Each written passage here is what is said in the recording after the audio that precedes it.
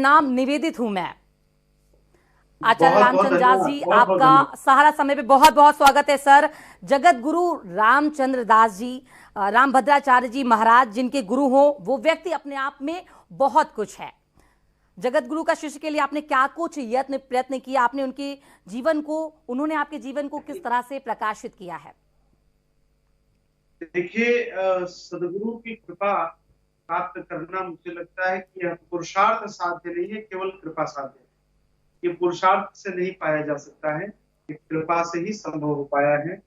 11 वर्ष की अल्प अवस्था में मैं पूज्य गुरुदेव के चरणों में आया था, उनकी सेवा में रहा। मेरी शिक्षा और गुरुदेव के साथ साथ साथ चलती रही और मुझे उन्होंने 5 वर्ष पहले अपने उत्तराधिकारी घोषित किया। मैं मानता हूँ कि यह केवल कृपा साध्य है, उनकी करुणा है। आज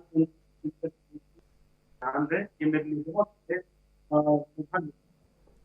बिल्कुल। आचार्य जी, जगत गुरु रामभद्राचार्य जी आपके संपर्क में कैसे आए और आपका अब तक का जो अनुभव है वो कैसा रहा? मैं 11 वर्ष का था तो सुनने की बड़ी उसी बीच मैंने पूज्य गुरुदेव गुरुदेव की दिल्ली राम पर मैंने जब सुना तो मुझे मन में पता नहीं क्यों मुझे किसी बहुत प्रेम आया।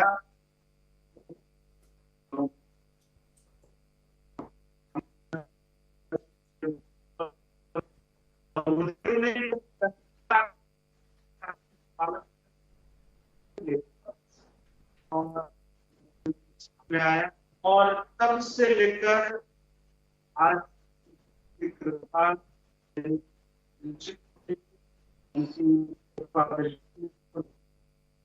अनुभव क्या कहूँ, इतना अनुभव है को, उनके कार्यों को, उनके अध्ययन को, उनकी विद्वत्ता को जब मैं देखता हूँ, उनकी तपस्या को, उनकी साधना को देखता हूँ, तो कई बार हमें ऐसा लगता है कि हमने धर्म सम्राट स्वामी करपात्री जी के बारे में सुना, हमने गोस्वामी श्री तुलसीदास जी महाराज के बारे में सुना, हमने आद्य जगत गुरु शंकराचार्य जी के विषय में सुना, हमने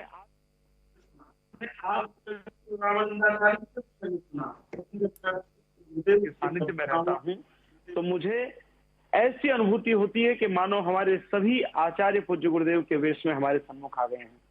तो अपने आप में एक अद्भुत अनुभव है।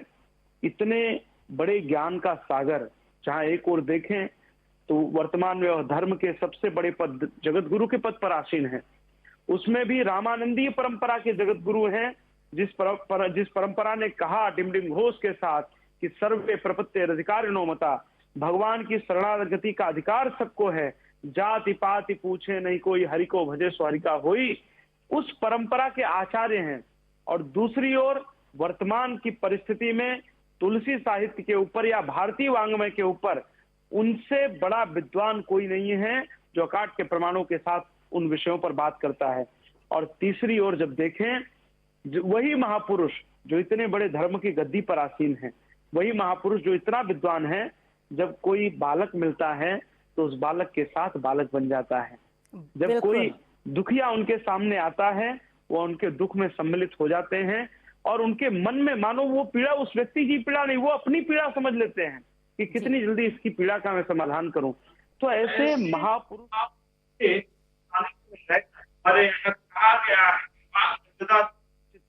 भिक्षम हसती क्वचिच्च, हमारे यहाँ कहा गया कि जिसकी वाणी भगवान को गाती रहे और भगवान की मधुर लीलाओं को सुनकर उसका हृदय पुलकित हो जाए, और उसी में जब कोई करुण कथा आए तो जिसे सुनकर या चिंतन करके महापुरुष रोने लगे, ऐसा संत अपने जीवन को तो धन्य करता है, अपने जीवन के साथ समाज को धन्य करता है।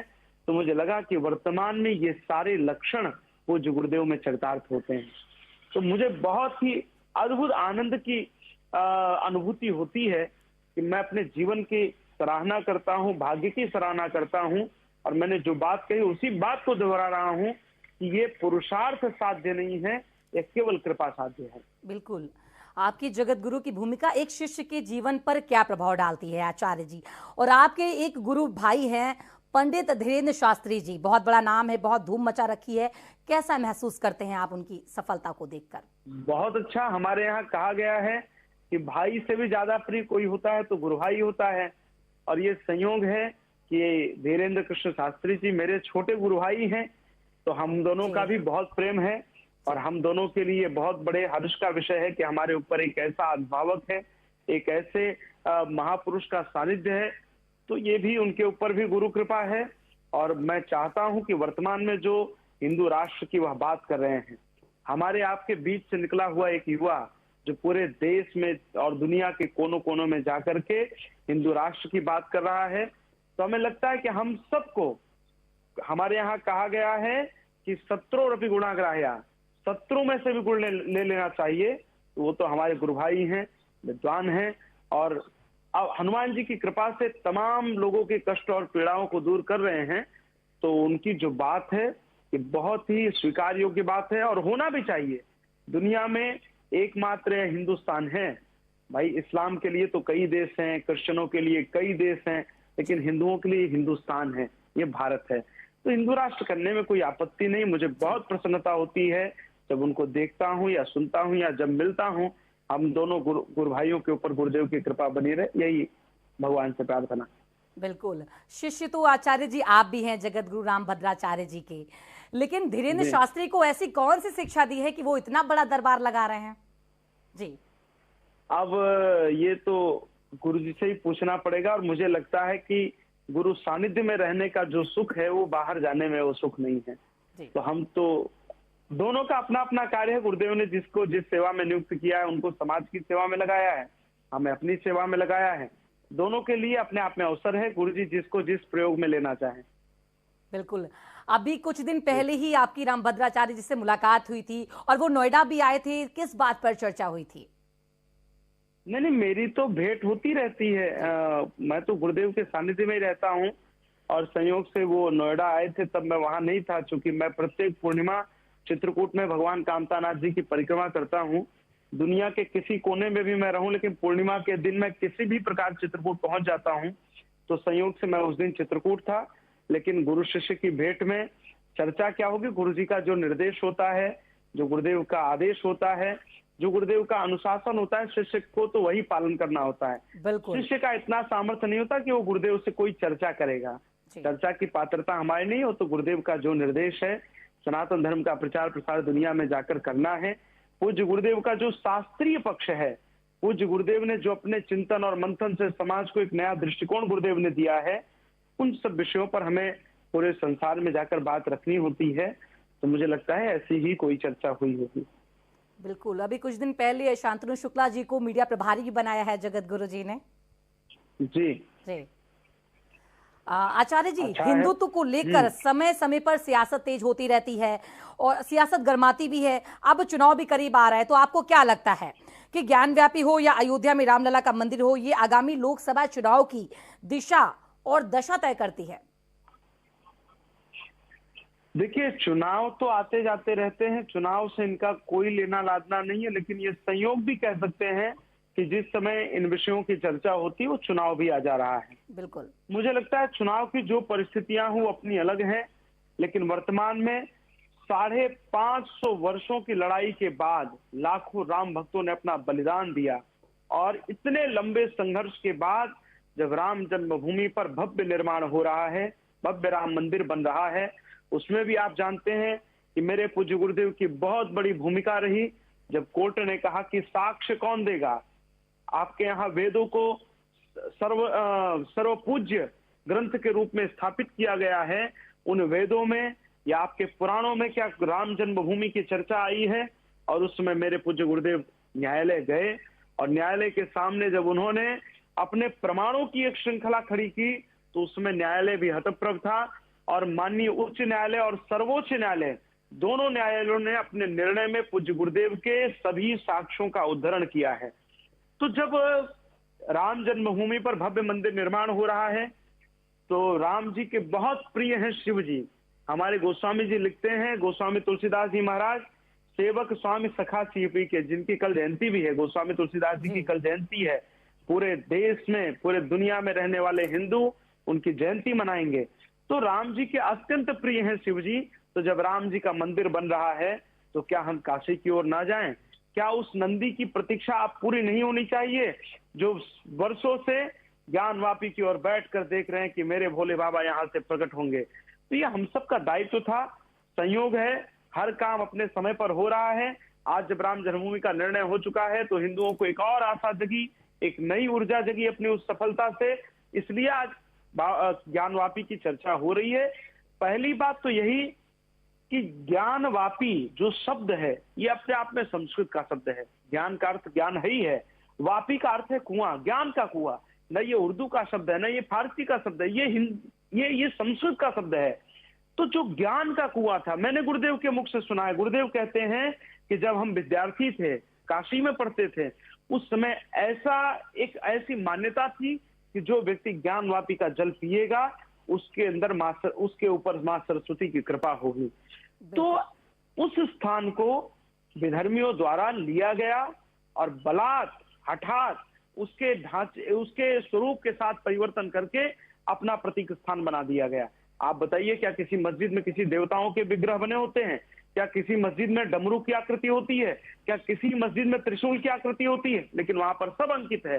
तो अपने आप बाबा विश्वनाथ न्याय करेंगे और नंदी बाबा की जो प्रतीक्षा है वो पूरी होने वाली है। बिल्कुल सही कहा आपने। राम मंदिर, रामलला का मंदिर बनने को तैयार है, लेकिन ज्ञानव्यापी में जो कुछ हलचल है वो चुनावी इतिहास में क्या कुछ रोल अदा करती है? अयोध्या को लेकर आपका क्या मत है? क्या ये मुद्दा अगले चुनावों पर प्रभाव डाल सकता है आचार्य जी? देखिए, मुद्दा असर डाले या न डाले, लेकिन अपने आप में हिंदुओं में एक नए ऊर्जा का संचार हो रहा है। जब एएसआई सर्वे हुआ उस समय कुछ लोगों ने विरोध किया, लेकिन उस समय भी हिंदू प्रसन्न रहा। क्यों? क्योंकि उसे निष्पक्ष जांच चाहिए थी। और जिस दिन निष्पक्ष जांच हुई, दूध का दूध, पानी का पानी हो जाएगा। अपने आप जब विज्ञान के तर्कों के आधार पर और ज्ञान की कसौटी पर ज्ञानवापी को देखा जाएगा, अपने आप वहां का पत्थर, वहां का कण कण बाबा विश्वनाथ की जयकार बोलेगा। तो ये चुनाव का विषय बनेगा या नहीं बनेगा, लेकिन मुझे लगता है कि हिंदुओं में एक उत्साह और उमंग का विषय अवश्य बनेगा। और बाकी वर्तमान की जो सरकार है बहुत अच्छा कार्य कर रही है। जब राम जन्मभूमि का विषय आया, लोगों ने कहा कि इतनी इस्लामिक कंट्रियां हैं, वो एक साथ हमला करेंगी भारत के ऊपर, भारत का विरोध करेंगी। लेकिन हम सब ने देखा कि पूरे शांति के साथ पूरी दुनिया ने राम जन्मभूमि के पूजन को देखा और सबने सहयोग दिया। जब 370 की बात आई, हमारा ही देश कश्मीर, हमें पता नहीं क्यों ऐसी परिस्थितियां पूर्व की सरकारों में की गई कि हमें वहां जाने पर ऐसी अनुभूति होती थी कि हम किसी दूसरे देश में आ गए। मेरी भारत माँ का वो मस्तक है, सिर है, और सिर ही अगर शरीर से अलग हो जाएगा तो शरीर की क्या कल्पना है। लेकिन आज प्रधानमंत्री जी का वह दूरदृष्टि का नेतृत्व है, इतनी शांति के साथ वहां से 370 उन्होंने हटाया और कश्मीर पूर्ण रूपेण भारत में आज आ चुका है। बिल्कुल। जहां अब आप सोचिए, देश एक है लेकिन दो झंडों की क्या आवश्यकता है, दो कानून की क्या आवश्यकता है?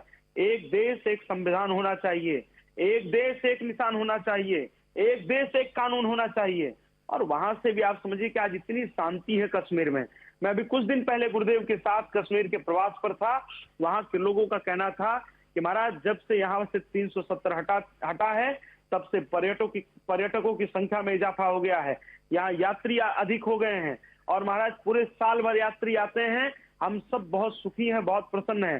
सब प्रधानमंत्री जी के नेतृत्व की प्रशंसा कर रहे थे। तो कार्य बहुत अच्छे हुए हैं और ये जनता का विषय है। जनता ने प्रधानमंत्री जी के उन कार्यों को देखा है, तो मुझे लगता है कि जनता प्रधानमंत्री जी को प्रेम करती है। मोदी जी जैसा लोकप्रिय नेता वर्तमान में हमारे सामने, जिनके पास एक बहुत बड़ा विजन।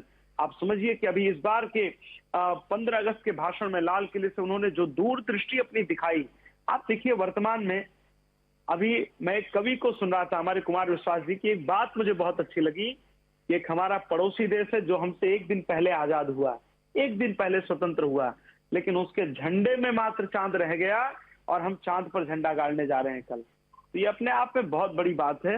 ये प्रधानमंत्री जी के नेतृत्व का और उनके दूरदृष्टिकोण का ही ये फल है। और चुनाव आए, जैसे पिछली बार हम 2014 से ज्यादा मेजॉरिटी के साथ आए, इस बार भी जनता का विश्वास और जनता का आशीर्वाद प्रधानमंत्री मोदी के साथ है। चुनाव में और अधिक जनमत के साथ मोदी जी चुनकर आएंगे। बिल्कुल, यानी आपको लग रहा है कि मोदी जी दोबारा फिर से आएंगे। अच्छा गुरुजी, एक सवाल और भी है। बिल्कुल, अपोजिशन ये लगातार आरोप लगा रहा है ज्ञानव्यापी को लेकर, ज्ञानव्यापी के मंदिर में अस्तित्व को तलाशता सर्वे जारी है, और ये क्या ये चुनावी स्टंट है, चूंकि अपोजिशन लगातार ऐसा आरोप लगाता आ रहा है? अपोजिशन की बात तो क्या कहें, विपक्ष का तो काम ही होता है किसी भी कार्य का विरोध करना। उनको तो राम सेतु भी काल्पनिक लगा था, उनको तो राम जी भी काल्पनिक लगे थे, तो उनके विषय में हम क्या कहें। जिसने राम जी का अस्तित्व नहीं माना, जो राम मंदिर का विरोध करते रहे, तो उनके लिए तो बाबा विश्वनाथ का समर्थन हमें लगता है कि वो कर ही नहीं सकते हैं, तो उनके कहने से कुछ नहीं होता है। अपोजिशन के कुछ लोग बचे हैं और भगवान ने चाहा तो इस बार उनका भी सुपड़ा साफ होगा और बाबा विश्वनाथ की जयकार करने वाले लोग आएंगे और वहां ज्ञानवापी में भी भव्य मंदिर का निर्माण होगा। अपोजिशन को क्या कहना है, अब मूर्ख हैं, उनकी मूर्खता के लिए बस प्रणाम है। बिल्कुल आचार्य जी, भारत को हिंदू राष्ट्र बनाने की बात होती आई है और गाहें बगाहें होती रहती है, हिंदू राष्ट्र का मतलब क्या है, और बाकी धर्म के जो इसकी कल्पना यदा कदा डर जाते हैं वो आखिर कहां जाएंगे? कहीं नहीं जाना है, सबको यहीं रहना है जी। क्या अरब में हिंदू नहीं रहते हैं? क्या अरब में अन्य देश के लोग नहीं रहते हैं? क्या अबू धाबी में और हिंदू नहीं रहते हैं? लेकिन वो यहाँ भी उसी प्रकार रहेंगे, सबको आनंद के साथ रहने की वो है। बस ये है कि सब संविधान एक होगा, शरीयत की बातें यहाँ नहीं मानी जाएंगी। यहाँ जो संविधान कहेगा उस आधार पर कार्य होगा। आप देखिए, एक देश हमारे यहाँ है पाकिस्तान में, जो जिस समय बंटवारा हुआ था उस समय हिंदुओं की जो आबादी थी, जो हिंदुओं की संख्या थी, आज की डेट में आप आकलन करिए, और वही ये हिंदुस्तान है। जिस समय आजादी के समय जो रेशियो, जो परसेंट था हमारे मुस्लिम भाइयों का, और आज की डेट में आप देखिए कि 22% के ऊपर जा रहे हैं। तो किसी को भगाया नहीं जाएगा, लेकिन आज हमारे मठ मंदिरों का जिस प्रकार से तोड़ करके इन्होंने अपने अपने स्थान बना लिए, हमारे भोले भाले हिंदू भाइयों को कोई ईसाई बना रहा है, कोई इस्लाम, कोई मुसलमान बना रहा है, अपने अपने धर्म की ओर आकर्षित कर रहे हैं। इन सब पर सख्ती के साथ रोक लगेगी। बाकी हिंदू तो है ही है, जो चंद्रमा की तरह शीतल और हिमालय की तरह जो अचल हो वही हिंदू है। तो जिसके अंदर शीतलता हो और हिमालय की तरह अटलता हो वही हिंदू है। किसी को जाने की आवश्यकता नहीं। ये हिंदुत्व तो बटवृक्ष है जी, इसके नीचे कोई भी आओ, सुख के साथ थके हो तो आराम करो, सबको प्रेम देना, सबको स्नेह देना, ये प्रत्येक हिंदू का कर्तव्य और स्वभाव है। लेकिन हाँ, भूल से भी किसी को न छेड़ेंगे, हम तो नहीं छेड़ेंगे, लेकिन कोई हमें छेड़ेगा तो छेड़ने पर किसी को न छोड़ेंगे हम। ये हिंदुत्व है।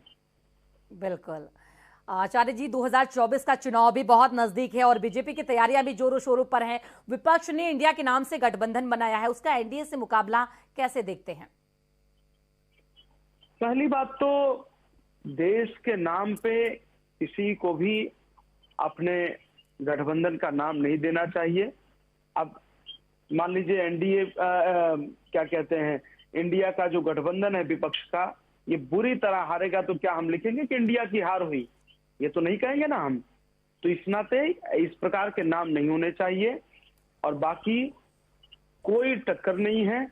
मैंने पहले भी कहा कि प्रधानमंत्री जी की दूरदृष्टि और लोकप्रियता अपने आप में ये अद्भुत है। उनके अंदर जो आकर्षण है और जो भारत माता के प्रति निष्ठा, आज पूरे दुनिया में जब मोदी जी जाते हैं, उनका जिस प्रकार के से स्वागत होता है, वहां के राष्ट्राध्यक्ष खड़े होकर के उनका स्वागत करते हैं, तो ये नरेंद्र मोदी जी का स्वागत नहीं है, ये भारत के उस 140 करोड़ देशवासियों का स्वागत होता है। उस समय प्रत्येक भारतवासी की छाती चौड़ी हो जाती है जब अमेरिका है कि रसिया और यूक्रेन की लड़ाई का समाधान कोई करा सकता है तो नरेंद्र मोदी करा सकते हैं। आप बताइए कि आप स्टूडियो में बैठिए, आपको उस समय गौरव नहीं होता? हमें गौरव नहीं होगा? बहुत गौरव, पूरे देशवासियों को गौरव होता है। और आज आप जिस विपक्ष की बात कर रही हैं, एक उसमें भी लीडर है जो पूरी दुनिया में जाकर के, तमाम विश्वविद्यालयों में जाकर के केवल और केवल भारत के लोकतंत्र के खिलाफ, भारत के लोगों के खिलाफ, भारत की सरकारों के खिलाफ यही चर्चा करता है। तो जनता सब देख रही है, सब आकलन कर रही है, और हमारा भारतवासी बुद्धिमान है, ये अपनी बागडोर किसी मूर्ख या किसी देशद्रोही के हाथ में नहीं देगा। ये प्रधानमंत्री जैसे देश के प्रति समर्पित मां भारती के सच्चे सपूत को ही अपनी बागडोर सौंपेगा, जो व्यक्ति प्रधानमंत्री के रूप में नहीं, प्रधान सेवक के रूप में काम करता है। जो सेवक बनकर कार्य करेगा उनको जनता बागडोर सौंपेगी। इस नाते इंडिया का कहीं भी मुकाबला नहीं है। जो इंडिया गठबंधन इन लोगों ने बनाया है, ये अपने आप में, इनको तो पहले नाम बदलना चाहिए, और नरेंद्र मोदी जी के ऊपर संतों का और देशवासियों का आशीर्वाद है, वो पुनः बहुमत के साथ चुनकर आएंगे, पुनः चुनकर आएंगे। बिल्कुल। अच्छा, एक सवाल और है आचार्य जी आपसे कि राहुल गांधी संसद में वापसी कर चुके हैं, राहुल गांधी की संसद सदस्यता बहाल हो गई। राहुल गांधी क्या मोदी जी को तीसरी बार सत्ता में आने से रोक सकते हैं? एक सवाल। हमें तो कहीं से नहीं लगता। क्या तारे प्रकट होकर कहें कि हम सूर्य के अस्तित्व को रोक देंगे? प्रकाश हम भी देते हैं, प्रकाश सूर्य भी देता है, तो उससे कोई अंतर पड़ने वाला नहीं है। राहुल गांधी जी पिछले चुनाव में भी नेतृत्व कर रहे थे, उसके पहले भी नेतृत्व कर रहे थे, और अघोषित मनमोहन सिंह जी की पूरी सरकार अघोषित उन्होंने ही चलाई। तो उनके नेतृत्व से, उनका नेतृत्व कब नहीं था, किस चुनाव में नहीं था? आज हर जगह तो अपना नेतृत्व देते हैं। तो इस नाते उनके नेतृत्व से कहीं कोई अंतर पड़ने वाला नहीं है। और जब गंगा जी बहें, वर्तमान में दुनिया के सबसे लोकप्रिय नेताओं कहीं राहुल गांधी जी, उनके लिए कोई रोड़ा नहीं है। बिल्कुल, यानी 2024 में पूर्ण बहुमत से इस बार बीजेपी फिर से आएगी, क्योंकि बीजेपी की तैयारियां भी जोरों शोरों पर हैं, और बीजेपी के विकास से कहीं ना कहीं जनता भी प्रभावित है। आचार्य जी, बिल्कुल ठीक बात, बिल्कुल ठीक बात है। बिल्कुल। आचार्य जी, बहुत बहुत धन्यवाद आपका सारा समय में जुड़ने के लिए। एक बार फिर से आपका तहे दिल से शुक्रिया। बहुत बहुत धन्यवाद, बहुत बहुत धन्यवाद। जय श्री राम। जय श्री राम।